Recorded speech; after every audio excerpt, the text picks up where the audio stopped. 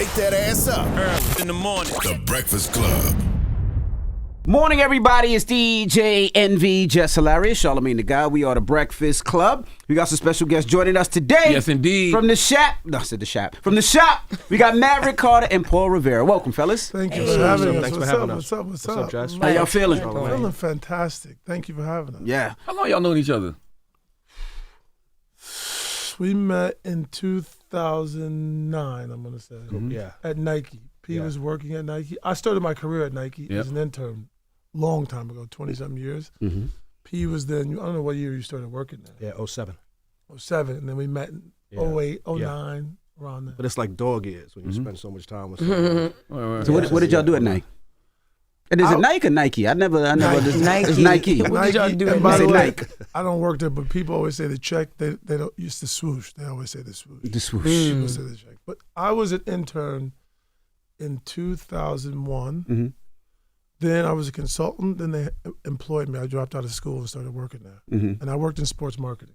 Yeah, my last job at Nike, which is how we met and got tight, was I was the global marketing director for the LeBron brand. Mm-hmm. So in the off season, we take global athlete tours, take Bron to China and Madrid and do all those things. So as I said, dog years because you spend a lot of time together. And all that stuff. You know, I read Rich Paul's book, and Rich Paul talks about how, Bron didn't know what he wanted his team to do. He just was like, I'm going to figure something out. So that was your thing, Mav? Let me go to Nike. And My thing was I met a gentleman who is responsible for my career named Lynn Merritt. A gentleman. The general. The general, as we call him. Worked at Nike for 30 years. Amazing, amazing man, a black man who I met. We started talking, took a liking to me, and was like, offered me an internship. And to your point, at that moment, I was 19, so LeBron would have been 16. I was like, shit, this is an opportunity. I'm just in college. But this is an opportunity to further my education. I was playing basketball, and when I got there, I was like, I want to learn here. And I was like, this is my dream job. We all know, like you guys in my family, I was like, this is a good-ass job. This shit comes with benefits. Yeah. You know, black that's people, all parents say. The job with benefits. That's all moms go want. get something done at the dentist if you need it. That's all that matters. It was a good-ass job, and I get to learn, and I get to be able to provide something back to LeBron and his team eventually when he becomes LeBron. So that was the thinking. How did you know LeBron since he was 16 and 19? Did y'all grow up with each other? I met LeBron when he came to my 8th birthday party. He was 5. My dad and mom were friendly with his stepfather and mom because where we lived on the north side of Akron, it's a hill called Howard Street Hill. I lived in the housing on top of the hill. Top of the hill is like a low income neighborhood where I live. At the bottom of the hill is literally the project. So at the bottom of the hill, that's where LeBron lived, and it's literally called the Bottom because. And I think about that now as I've gotten older. Like, damn, it's like if you ask LeBron and he knows you're from Akron, where you're from, he would say the Bottom. But he's referencing the projects that are at the bottom of this hill, but it's also at the bottom of socioeconomic life and everything. So he was from there, I was from there. So we lived basically in the same neighborhood. I just lived in the houses, and he lived in the projects at the bottom of the hill. And how did y'all get tight since he was so many years younger than you? He was always taller, so he didn't look 5. So he didn't look like he was 5. He looked like he was 12. 5. No, his ears looked like he was 17. And he was always exactly like he is, smart and thoughtful, so he could hang. So he would hang, and then he started moving around. He actually left the neighborhood. Him and his mom, there's a number he would have to tell you. They moved like 9 times or something before the 4th grade, bouncing around. And then we reconnected when he was in middle school. I was in high school. By then, he was like the best middle school player in the city. So he was always good in basketball at that age? Yeah. By the time he was 13, 14 in Akron, everybody knew of him and his teammates, by the way, who became my friends and ended up being my teammate. And they came to the high school I was at. Give him the MVP. That's funny. I am still. I would never bring this up unless he made me. I always say this to LeBron. I'm the only player who's ever played on his team who won the MVP and not him. Was he injured? Hilarious. No. Was he injured? Did He he not was a show senior. up? He was a freshman. Exactly. Yeah, he yeah, saw yeah. this story. Still. I was a senior. He was a freshman. And to his credit, he did average one more point than me. He averaged 18, I averaged 17, but I got player of the year.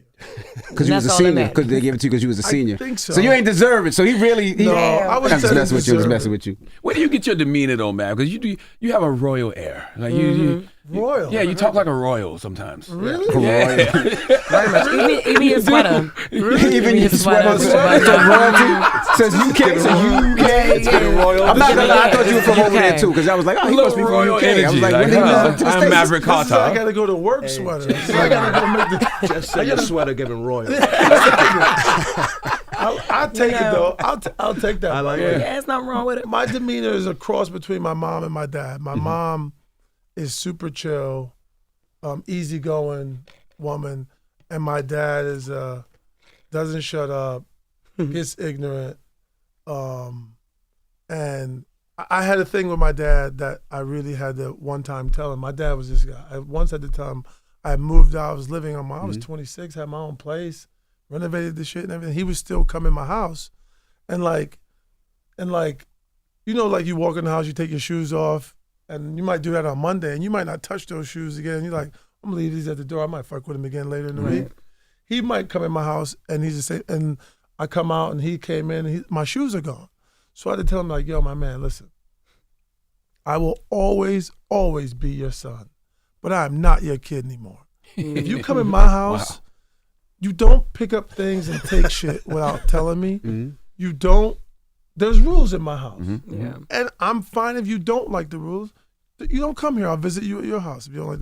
But my dad is that guy. So that's how you got that mark right there. Your dad punched you in the eye. Now, one of Mav's best qualities, though, like, it's what you're picking up on is he's very non-emotional, and I mean that in a good sense, in a business sense. He can make very rational, calm decisions. I run hot. He's normally got to talk me off the ledge, but I think that's one of his biggest skills, and that's probably what you're picking up on. Always calm, always cool, always can make a decision with the right considerations. He doesn't really often, you know, a lot of us get emotional. Yeah. It's Right. not his thing. He's always had that since I met him before. So Yeah. And it feels like y'all always had like a really like airtight clique. So how does somebody like Paul get in that mix? I don't know. Is that for you? That's for me. my guys. I think, you know, Both of y'all. it's always been, to your point, very airtight in the sense that we love each other, we believed in each other, and we took this journey of growing together. That was the key, right? Me, LeBron, Rich, Randy, have all grown together in every facet of our lives. We've been friends for, you know, over 2 decades now. As LeBron being a pro athlete, we've all had kids. Our kids have grown up.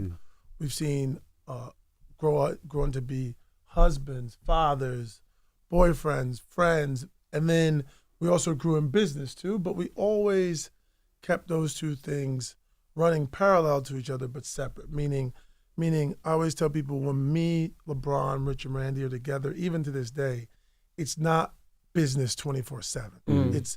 It is very like, okay, guys, we have to sit down and discuss this issue we're having or this thing we need to solve, this opportunity that's in front of us. But then most of the time, we're at LeBron's house playing cards, eating food, whatever, hanging like friends would. And I think P fit that same thing too. He fit that mode of like, oh, this is a guy that's like us, has a very similar background to me. Me and P have a very similar background, being that our dads both spent time in the federal penitentiary. On the way to college. On the way to yes. Or as I was told as a kid, they were waiting for vacation, yes. But he also was intelligent and also knew how to grow and was always growing as a friend, but also in business too. So I think he fit right in to be a person that was a lot like us in the sense that as friends and as business partners, we were growing and kept going the journey with us. I don't know if you want to add anything. You know, I think from day one, I don't know if you remember when I first took the LeBron job at Nike, you know, I asked you what I needed to do to be successful in this role. And you said I was already doing it by even asking the questions. And I remember the one thing you said was, don't ever lie to us, right? Meaning, and not even lying, like even on some business shit, it was like, if you know something's not good, come to me and tell me, yo, Mav, I know this isn't great, but it's the best I got right now. And he's like, and I got you. I'm always going to hold you down, right? And I think I've never taken the relationship for granted. I've never, you know, Mav's my best friend. Mav's son's my godson. Mav's my boss. And I don't confuse those things, right? I don't confuse those things. Mav's my business partner. He's the CEO of the company, chief brand officer. I don't ever confuse those things or take them for granted, right? So when it's playtime or we're having a good time or we're drinking wine or too much Lobos and doing the thing all day, and when it's work time, it's like, yo, I got to run some things by you. What do you want to do? And I think we all treat it that way. He treats it that way with LeBron, year 21. You know what I'm saying? I think there's just the highest level of respect, accountability, and honesty with each other. And even when an issue may pop up, because you have those things, you're discussing them early before they actually become issues. I think that's been like great for us. I always wanted to know, like, when you have somebody like a LeBron or even in any industry and that artist is your friend, or, you know, LeBron, the basketball player, is your friend. When he has a problem with somebody, do y'all have a problem with somebody? Is it that type of brotherhood? Like, if that was the case, me and Charlamagne would have a problem with everybody as well. 'Cause I feel like I got a problem with everybody. But in that case, is that the same thing with you guys' business? That's a great question in the sense that, like, that comes up, right? Meaning, you know, back in the day, he had a beef with Deshaun Stevenson, and or it may be on the court, right? So I think if he has a problem with someone, the first thing we do is, first off, we're not at all afraid to say if he's wrong. Doesn't mean we will tell you the world in public, you know, right? but we will say, yo, that's a little ridiculous.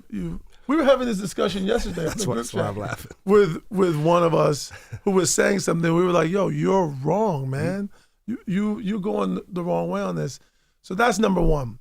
Number two, if there is a problem with LeBron has a problem, when he had a problem with Deshaun Stevenson, yes, it became a problem with all of us. That was a real issue? Like, that was a real issue because LeBron's not a shit starter, by the way. LeBron, that is not his nature, huh? 100%. He's not. He'll get in. Like, if you want to go there, he'll do it, but he never starts anything. He's really thoughtful and really observant and sees everything.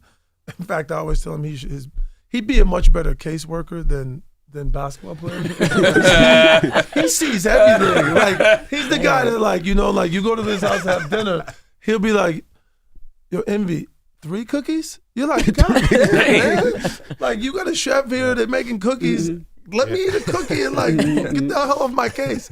But anyway, so he sees everything, but he's not a shit starter. But, like, in that instance, it definitely was a thing that Deshaun made a thing. And then one day I was in Spain, actually. It was a preseason game between the Wizards and the Hornets. I was with Chris Paul. We were out in Spain.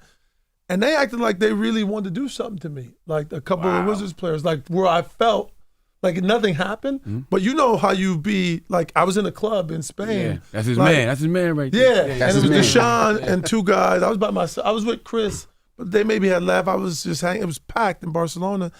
And nothing happened. But you know, they made me feel like I had to go to the bar and order 2 beers. And I don't even really drink beer, and empty them out. Just because they get bottles. He wasn't royal that night. I'm not royal. Let y'all know I'm not a royal. Okay. Akron came out. Let the sweater fool you. So yeah, if LeBron has a problem with someone on the court, it could, but sometimes it doesn't. Like, you know, because basketball thing could be like they had an issue. He fouled somebody too hard. They fouled him. It's an issue tonight. And then it's all good after the game, whatever. But if it's a real thing that carries on, then it could become. Because as one of the GOATs in the basketball league, somebody's going to have a shot, right? They always take shots because they always want to take shots at the guy that's on top. So it must happen all the damn time. And I know a lot of times he won't reply, but do y'all ever feel like, well, he ain't going to reply, but I'm going to reply? Nah, that's not our style. Nah, that's not our style. My whole thing is just keep it consistent. Right, like keep it consistent, and I think I'll never speak for Bron, but I think even you guys, right? You know, like it comes with the territory of being in the public eye, so you know you deal with it. I think it's when it crosses the line and it becomes personal. You're doing those types of things. You know, I came in. I won't say the name. You know this. I bumped into someone, a media personality, and they were talking super reckless. Actually, talking reckless about you when you did the commencement speech. Right, you can figure out who it was at USC. And for me, that crossed the line because it was like, why, you know, that's not, you know.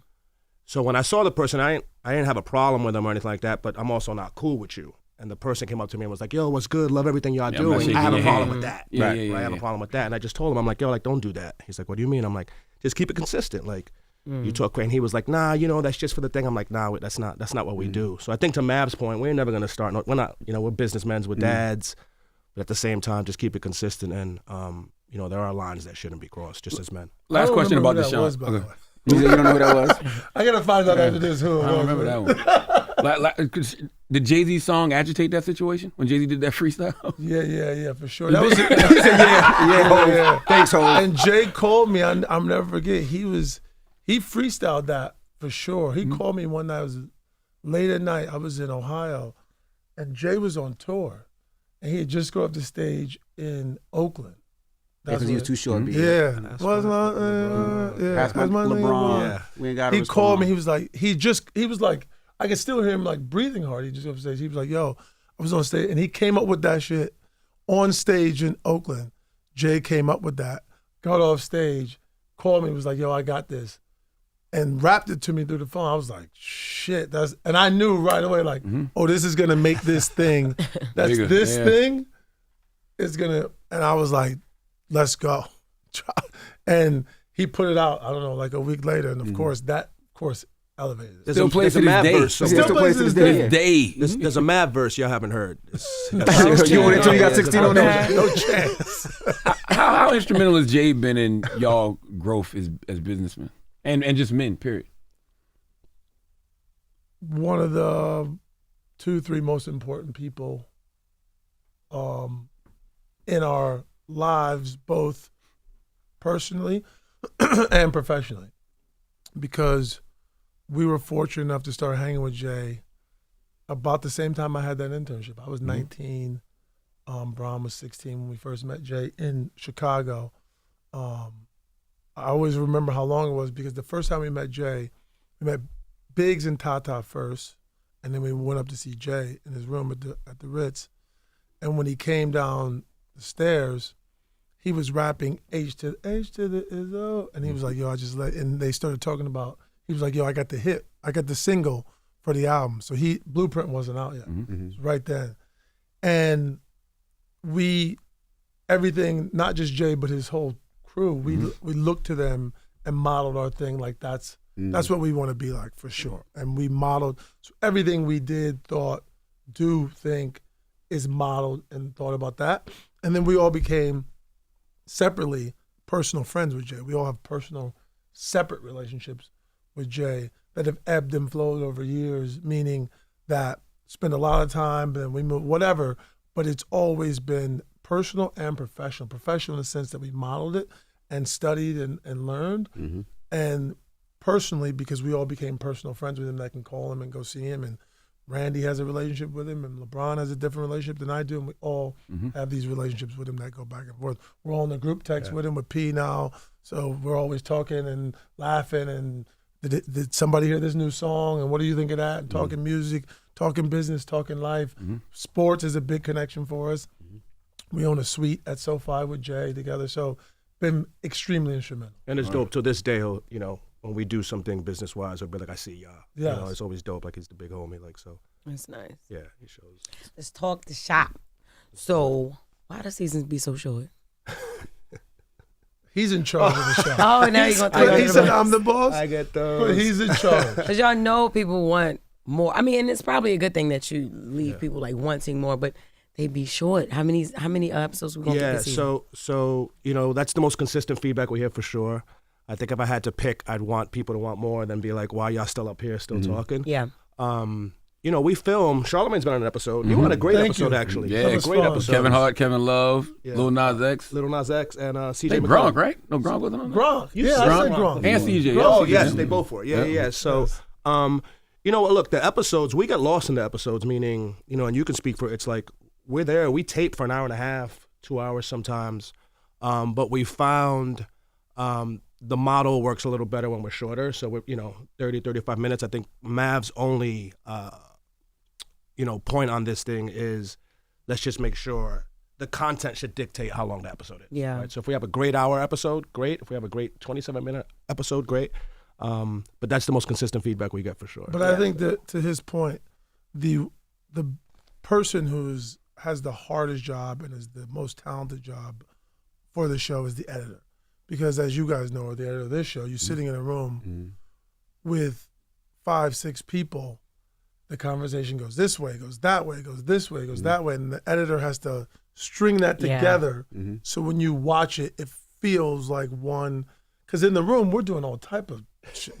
Last episode, Nelly had to pee in the middle of it. So to get that continuity and to string it together, it's really hard. The editor is amazing to be able to pull that together. That's very hard because you may start a thought, he may jump in, you may jump in, you may come back to that thought 20 minutes later, like, oh, I got something to add to that. And then you got to edit that together. So that becomes a very hard job of making it seem like one. It is one conversation, but make it have continuity through the whole. What made y'all start the shop? Like, what was the reason for it? Were y'all tired, bored, or? No, I'll tell you, it was similar to a conversation like this. I found myself in rooms with people who I respect and was learning. I made the comment, I said, I learned more in some of these rooms than I did in like my formal education, right?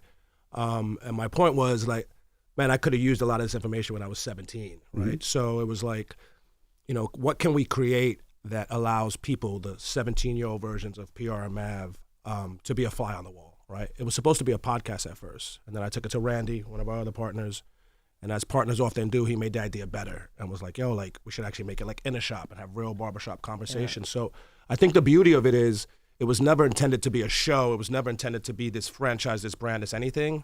It came from an insight of like, man, like, what if we can broaden these conversations for our communities and the younger versions of us? And it's grown into what it's grown into, right? Couldn't be any prouder of it. I want to ask you guys a question though. Our first episode, season 7, you just referenced Nelly. As experts, you heard Nelly say his era of hip hop was the toughest era, most competitive. You guys agree? You guys disagree? I agree. With You the agree? names that he said, yes. Yeah, I agree. Hell yeah, I agree. It depends what you're talking about. If you're talking about music and like business and sales wise, yes. Lyrically, I don't think so.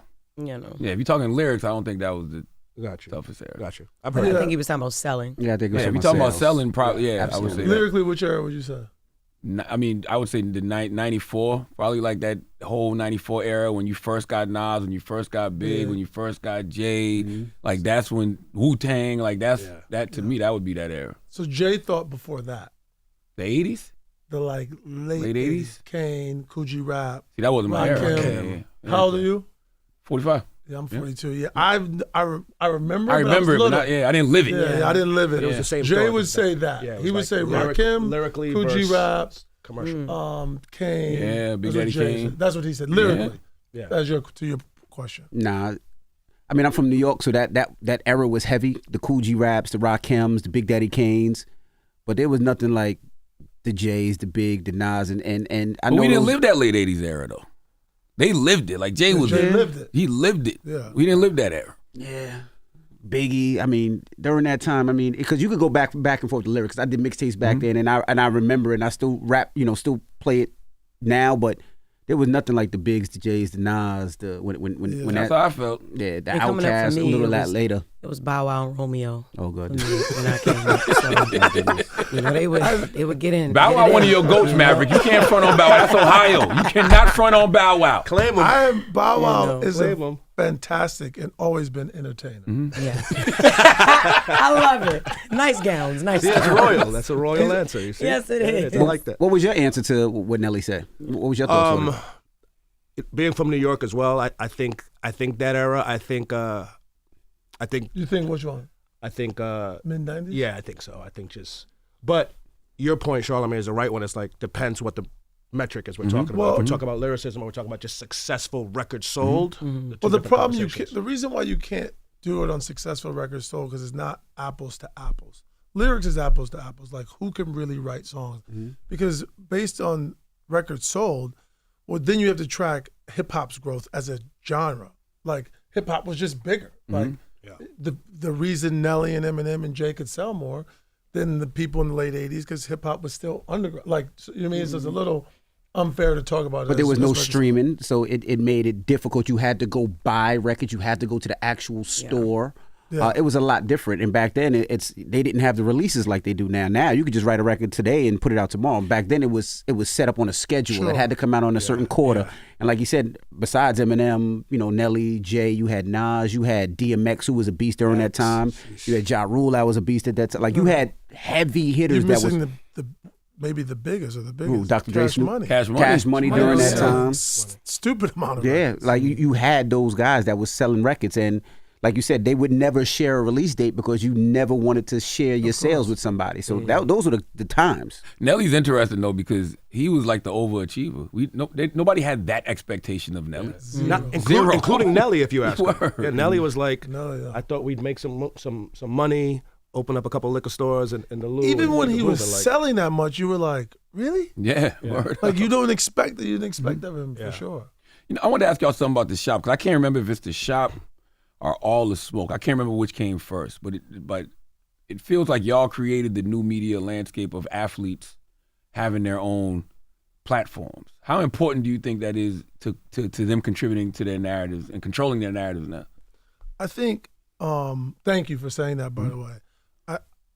Listen, that was, I tell people all the time, like when going back to the beginning of what you just discussed was in 2010 when we got killed and ostracized for LeBron doing the decision. And then in 2014, he essentially did the same thing, but he chose a new medium. Instead of being on TV, he wrote a letter. And it was and he was also going back to Cleveland, which helped, but it was received much differently. And then we started a company with that at the center of like athlete empowerment and really having athletes be in a place where they can tell their stories the way they like and how they feel.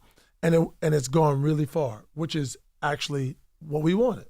We wanted All the Smoke to happen, and we wanted I Am Athlete to happen, and we wanted New Heights to happen. All these things, it's fantastic. We celebrate it. Yeah. We think it's amazing, and are here for it. I think the idea of controlling your narrative sometimes gets misused in the sense that like our ambition was always to tell stories, to tell amazing stories. It's not about necessarily like a politician who needs to get votes and control you and make people feel this way or that way about you. It's like telling your story, and some people can love it and some people may not.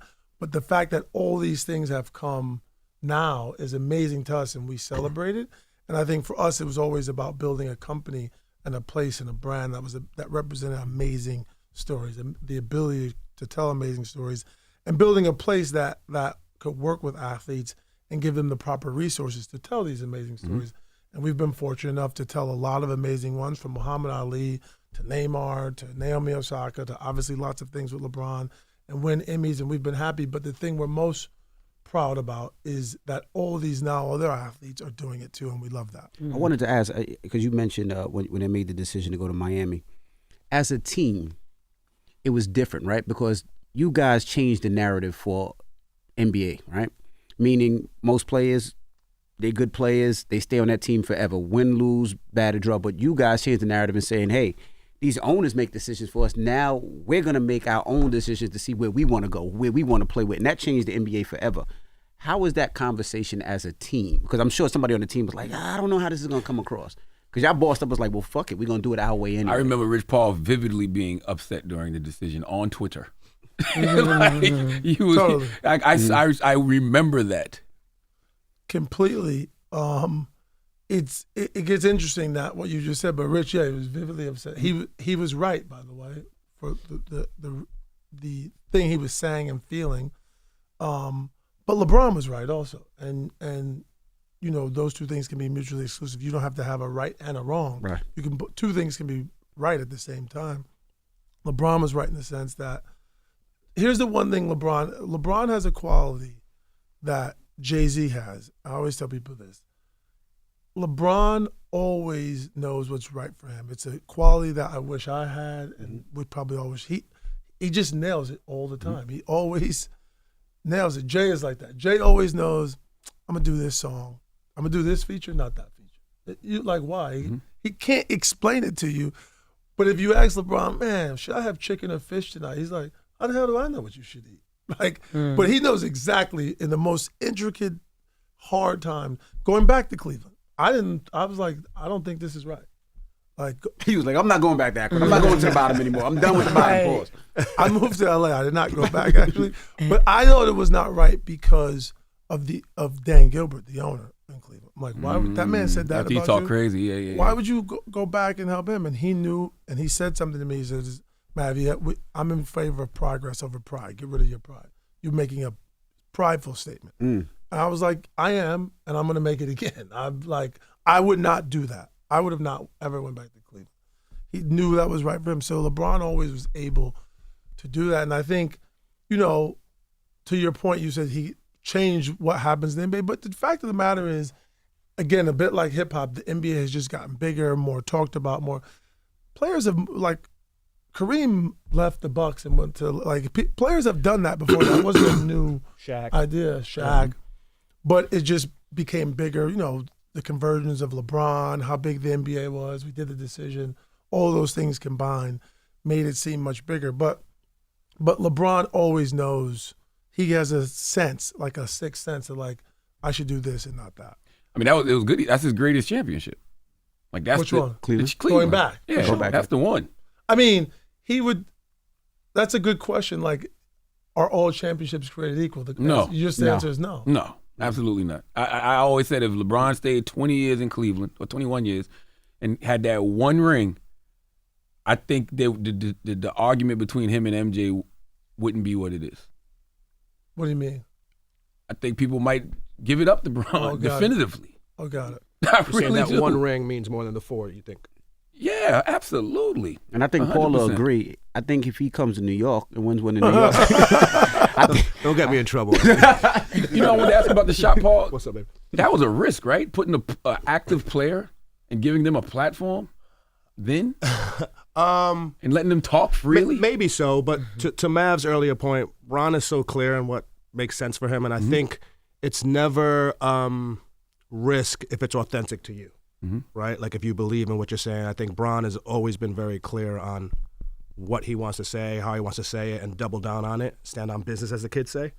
But it was one of the first of its kind. I think the shop is unique. You know, the barbershop, as for men here, the barbershop isn't a new idea, right?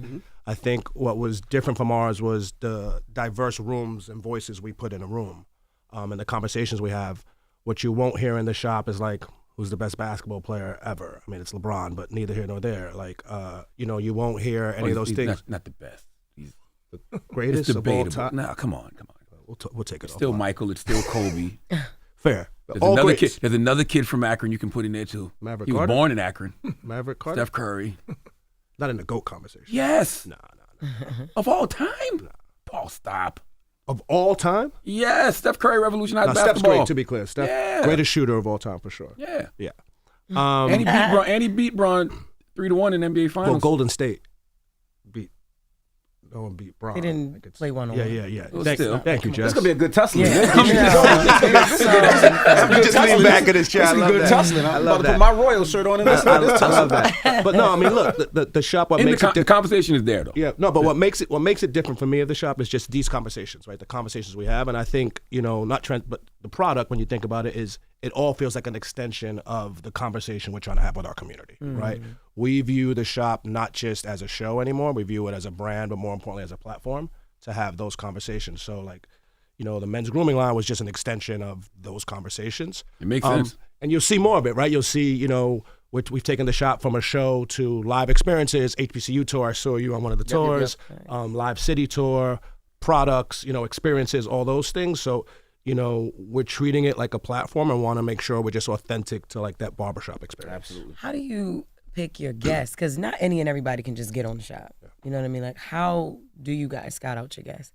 Well, we start with the idea of trying to get a room of people who will have a interesting conversation, like very interesting conversation. So not all musicians or all athletes. Like, how do you get people from different walks of life? Because that is, when you grew up going to the barbershop like we all did, the whole point of it was when you went to my barbershop as a kid, there'd be like the fireman, the city worker, the local drug dealer. They were all there.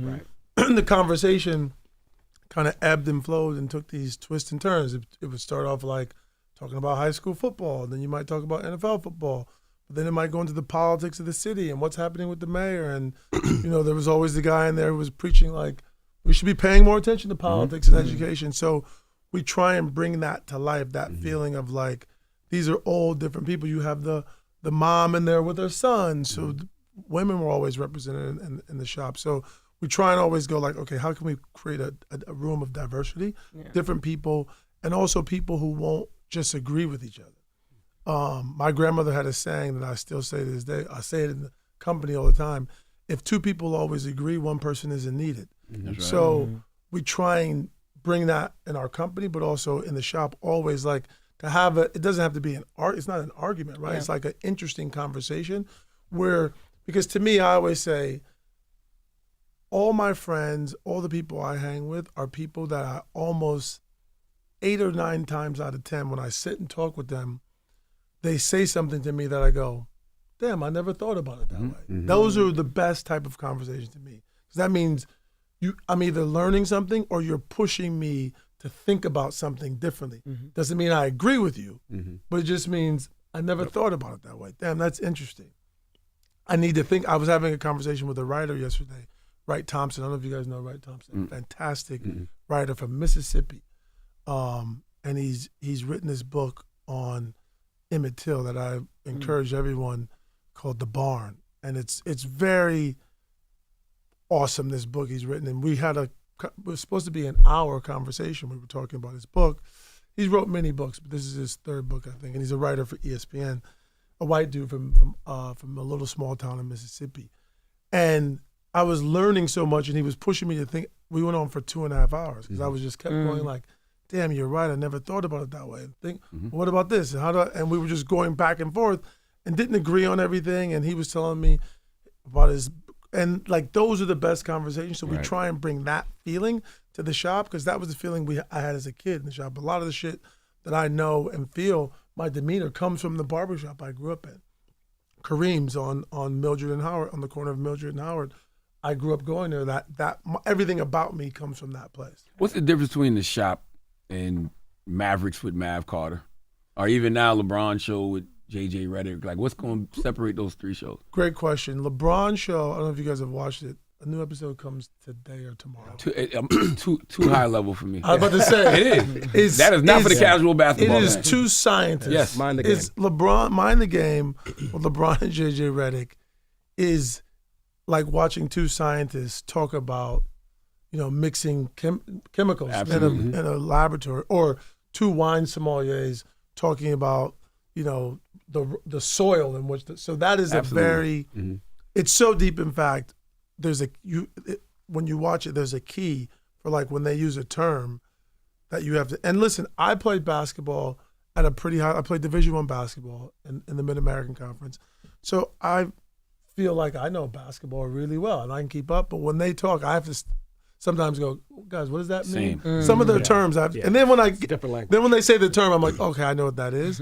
That show is about basketball. JJ and LeBron are both super high level, like genius level basketball, but they do bring it to a level where JJ does mostly, to a level that is digestible. And if you love hoops and you want to get smarter about hoops and watch the game and understand it in a different way, that show is for you. Gotcha.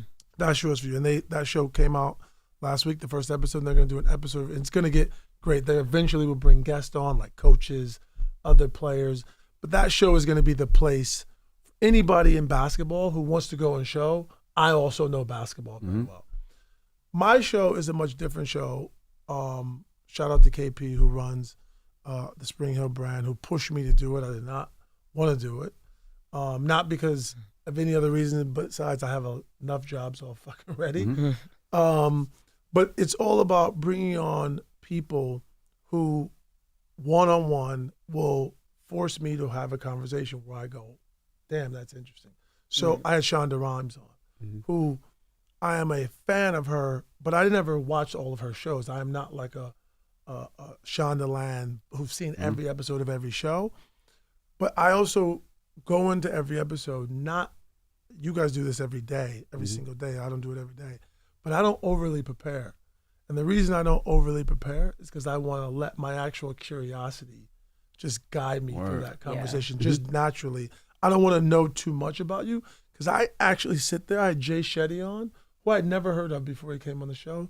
Now I learned so much from him and talking to him. That's our guy. That's great. Yes, a good man. So that show is about bringing on people who are the most interesting people in the world to me, and I'm personally interested in learning from, and hopefully the audience will learn as I learn with them. And the shop, which is the oldest version of it, is obviously there's many people on the show, and it's about community in the sense that we're all part of one big community, but bringing people together that from all walks of life to push and challenge and laugh about different topics. So, what was your experience like on the shop as a guest? Oh, I loved it. Yeah. Like it felt like exactly how you said it. Just felt like a kickback, and you could actually get too loose and get lost in conversations. You know, and I got introduced to a fantastic wine, Ciofalo. Lovely wine, right? I've been buying it ever since. I think one for me, like the greatest compliment I've ever been paid on the shop was when we had Jay on, and Jay was sitting to my left like Jess is, and we're talking and doing what we do, and Jay kind of looks over at me. He's like, "Yo, when do we start recording?" And I'm like, "We've been recording for 20 minutes." Oh, wow. Right? And it's like, it just let me know that we're having an organic conversation that you never hear, similar to here, you never hear action, we're having a conversation. I think that's when you get the good stuff, right? You guys are the best at it. It's like when you get the good, it was just conversation. It doesn't feel like a Q&A or an interview. Was HBO ever necessary? Absolutely. Okay. HBO was a fantastic partner. HBO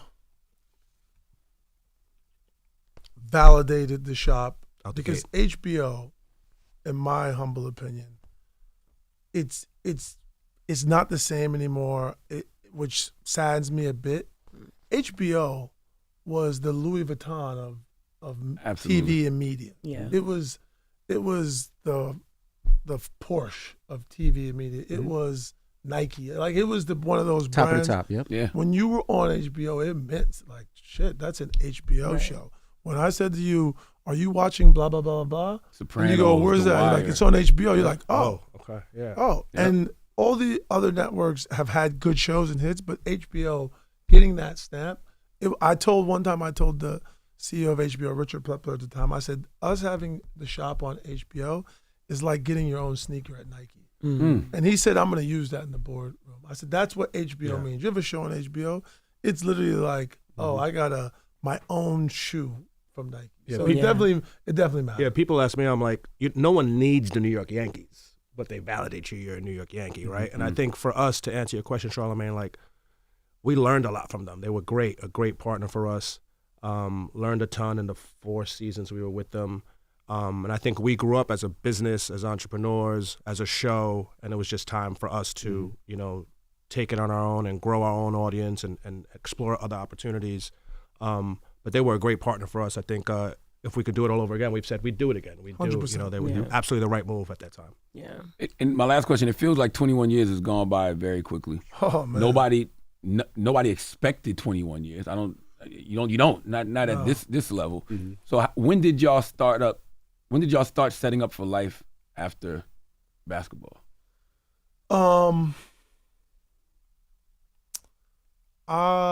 Probably in year 4. Not in a way of like, what are we gonna do when basketball is over? More so, like, I tell people, I left Nike and LeBron was like, yo, I want you to come help me find my agent. Come work with me. I did that. For the first,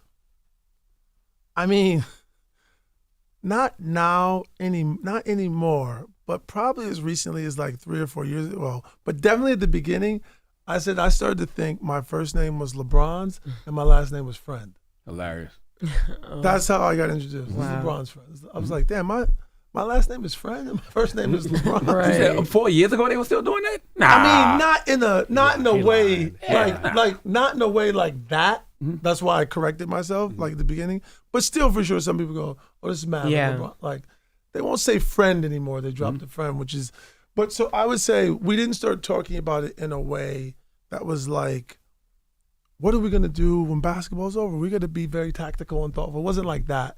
It was actually just more like pure human emotion and a bit ego too of like me, Rich, Randy going like, we're going to work until we're no longer introduced as LeBron's friend. Like that was a big part of it. That actually, I'm almost sure I still have that chip. And LeBron was completely, he was the ringleader of it. Like, yo, I want you guys to, it's funny, he talks about now, he's like, he'll say to me now, or to Rich, I wanted you guys always to go become your own men. But I never knew it would turn into so much that I don't even see you guys. I need you to come back. I don't even see you guys. Wow. Like, we used to hang, like, we don't, because we work so much. But, so it was more like that feeling of like, and then strategy and tactics, obviously, how we thought about it became a thing. Rich found his lane and became the best agent in sports. Was never going to be my thing. I liked being more of an entrepreneur, doing other things. And Randy found his lane, always being in charge of everything. LeBron's chief of staff. But actually talking about post basketball, the first time I had a conversation of really post basketball LeBron, the first time he said the word retirement to me was 5 weeks ago. First time I've ever heard him say the word, man, we should sit down and talk about retirement. He had never said that to me. And I was like, oh, shit, I guess we should. So we sat down and was like, okay, here's all the things to think about. There's this, there's media. You're never going to call games. Do you want to do more stuff in media? Team owner. And we're like, let's just lay it all out and you can think about it. But literally, I can look back. They were in Houston playing the Rockets because I flew to Houston. I was in Houston already and I flew and I went and saw him. First time he ever mentioned the word retirement. Let's talk about retirement. You know what the headlines are going to say? Maverick says LeBron talks retirement, so this might be his last season. That's what the headlines are going to be. Sure. After he heard Charlamagne the God say, LeBron is actually going to play 10 more years to prove Charlamagne the God. He's one of the all-time greats. No, he is one of the all-time greats. He's top three. Did you realize you were spoiled in that moment? What do you mean? When he said 5 weeks ago he was going to retire, and did you ever look at me like, it isn't normal for somebody to play 21 years. This isn't normal. It's not normal for anybody to do. It's hard to do anything for 21 years. At this level. And when you add the level, when you add the toll, I think if LeBron didn't have to play road games, he might play 10 more years. He could play 10 more years. What's really wearing on him is the travel, leaving family, leaving his house, waking up in a hotel in Milwaukee, and he's like, why am I here again? He would tell you, like, why am I here again? And you a billionaire already? And I got a lovely house and a wife and kids in LA, and he would tell you, but the minute he walks into the arena and the lights come on, he's like, oh, yes. Game time. This is why I'm here. But in that hotel in Indiana in March, he's like, what the fuck am I doing here? Why am I here? I always tell people that's the hardest thing, like to be that guy that long and to really still go out there and play basketball and like, it's clearly not about the money. Like if anybody thought he was playing for money, it's clearly not. But I think I realized, I think I'm definitely spoiled because I've been up close and personal to see a person who is so dedicated, so committed for so long. So I've been able to see that, and I was spoiled, jaded, a bit naive to like, oh, this is how it's supposed to go. It's not. But then I think as fans, I sometimes am like, even when I'm in LA, sometimes I'm like, shit, I worked all day. LA, the traffic is a beast, as we all know. I got to drive all the way downtown. But I'm like, but it's fucking LeBron James. I'm going to watch LeBron James. I'm going. Like, that is when I think about that point that you brought up for sure. But it's definitely a sense of like, we all got spoiled as, even all of us as basketball fans, that he's going to be here forever, or he's played 21 seasons and not had one, he's never had a bad season. Never had a bad season. Not even close to a bad season. I think what y'all do is respect it. It's not going to be appreciated until he walks away. when he walks away, they're gonna look at the whole totality of everything that y'all accomplished, and that's when they're gonna like really give y'all the just due. I mean, I think that happens with a lot of things, right? Mm-hmm. Yeah. But why is that? Right. I don't know. Because it happens in a lot of everything. I don't think people respect it until it's gone. Mm-hmm. Yeah. When it's gone. But that's when you get a chance to really Sit look back at and it. watch it. Yeah. Cause we look at things in segments now. Like we're looking at it, but if you look at the whole totality of everything that's been accomplished over the last 20 years. But then we say, does it continue? It's unprecedented. Because LeBron has 2 boys that are amazing in basketball. Does it continue? Now, do you continue on that same lineage? Never be another LeBron James. It's nothing's impossible, but the things that make him who he is, it's really hard to get that cocktail of things to make that person who he is. Well, if the Knicks pick his son, are you moving to New York? That's the last question. If the Knicks, I love New York. Paul would love that. Envy, me and you'll talk off. All right. I come to New York all the time. I would love to be in New York. Well, I appreciate you guys for joining us. Maverick Carter, Paul Rivera. Guys, thanks for having us.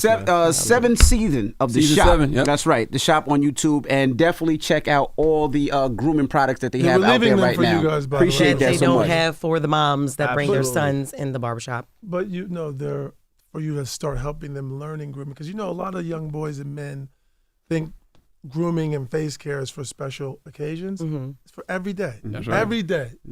Wash, exfoliate that face, You're right. moisturize that face, that's right. skin every day. Yeah. It's not That's for right. just when you're going to the prom or the big basketball right. game. It's daily. So that's what you got to do. Okay, and I can take the mirror. Yes, and be the All yours. and Nice. be the face. It's Thank the you. Breakfast Club. Good morning. Wake that ass up. Early in the morning. The Breakfast Club.